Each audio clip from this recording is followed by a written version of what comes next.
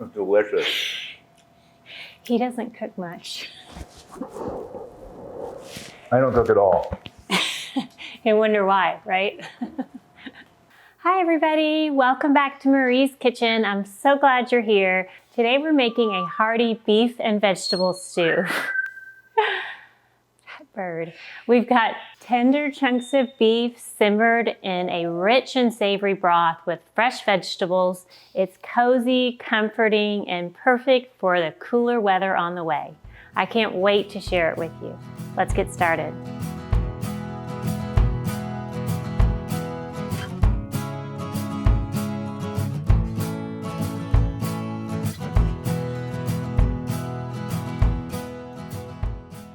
So I chopped most of the vegetables that we're using today, so that'll give us kind of a head start on things. The first step is to take about 1.5 to 2 pounds of stew meat, and we're gonna toss that with some flour. So this is a 1/4 cup flour. You can use a gluten-free flour blend. This one works well.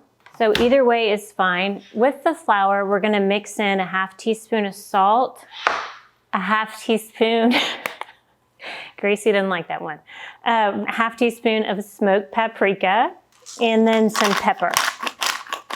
It's a great way to season and flavor that meat we're gonna use. So we'll add our stew meat right in here. And this is about 2 pounds because I am cooking for 4. Just tossing this with the flour. You wanna get all these little pieces coated.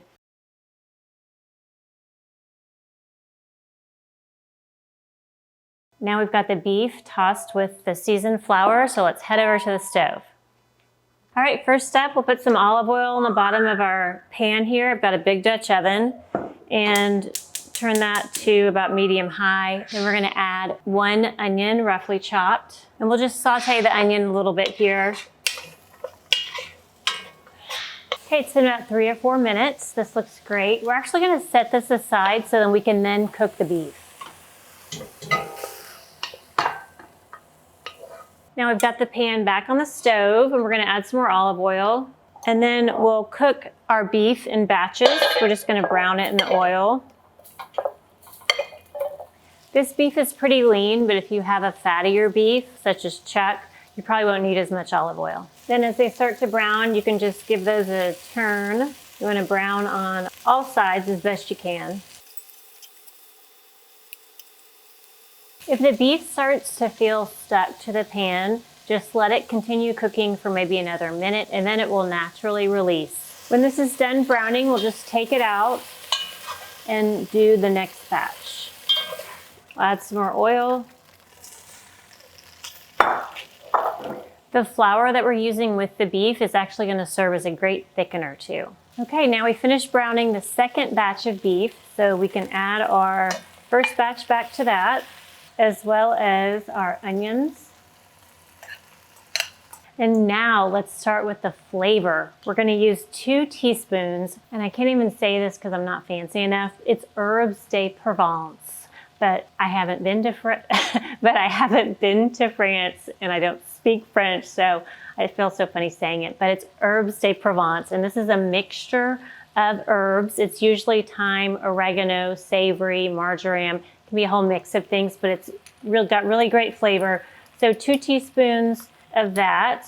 Next is 3 tablespoons of tomato paste. And I buy it in the tube so I can use 1 tablespoon at a time and not have to try to store, the can. And then next is about 4 cloves of minced garlic. Talk about flavor. Oh my gosh, it's about to smell so good in here. Okay, we're gonna give that a toss. And you just want to cook until fragrant, and you will start to smell it. Oh my gosh, so good. Okay, it is definitely fragrant. So now we're gonna add 2 cups of a dry red wine. And if you don't cook with wine, I don't have a great substitute other than just beef broth, but the wine does add so much flavor. We're gonna bring this to a boil and then simmer for about 5 minutes. As you're stirring, you can scrape up some of those brown bits on the bottom of the pan. Okay, good, it's already coming to a boil. So we'll just simmer that for about 4 or 5 minutes. Okay, we'll give this a stir. This looks great. Now we'll add some fresh rosemary. So fragrant and flavorful. Just pull some of these leaves off the stems. And rosemary does have kind of a woody texture, so you want to be sure and chop that fairly fine. Okay, there's about a teaspoon of chopped rosemary. Then we have 2 dried bay leaves. And next is beef broth. You can add anywhere from 2 to 4 cups, depending how soupy you like it. I like ours on the soupier side. That's about 3 cups. We'll give this a stir. Now we'll turn that up to about medium-high and bring it to a boil. Okay, you can see this is just starting to boil. So now we'll reduce the heat to about medium-low. Cover, and we're gonna cook that for about 45 minutes to an hour until the beef is just almost tender. All right, it's been about 45 minutes, so we can pop the top off. It's gonna be hot, so be careful. Now we'll add, it's about 4 carrots sliced. Next is about 3 cups potatoes, and I just use these kind of white potatoes like this. I cut these up a few hours ago, and to prevent them from oxidizing or turning brown, you can cover them with cold water, and you can leave that in the fridge if you want to do it the day before, or you can just leave it on the counter for 30 minutes or a few hours. We'll drain the water before we add the potatoes. And we'll add our potatoes in here. What a hearty soup, right? Look at all that. Now this is optional if you want to add some frozen green beans. I'm always looking for a way to add another green veggie. So I'm going to add a cup of frozen green beans. No need to thaw. Just throw those right in. Since there is so much vegetable in there now, I'm going to go ahead and add the rest of the beef broth. So that's about 4 cups of broth total. Now we'll stir this in.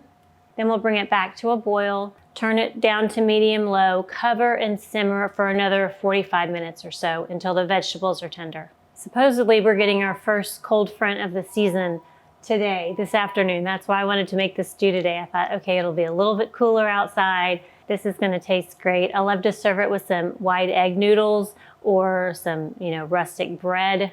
So it's gonna be really good for dinner tonight. Okay, you can see we've got this back to a boil.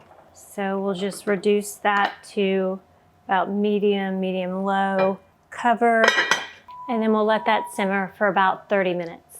Oh my gosh, this is looking so wonderful. My husband popped in and said, "What are you making? Can I eat it?" I said, "We're gonna eat it tonight." So he's looking forward to dinner. Now, at this point, everything looks really good. Potatoes are soft, carrots are soft, meat is tender.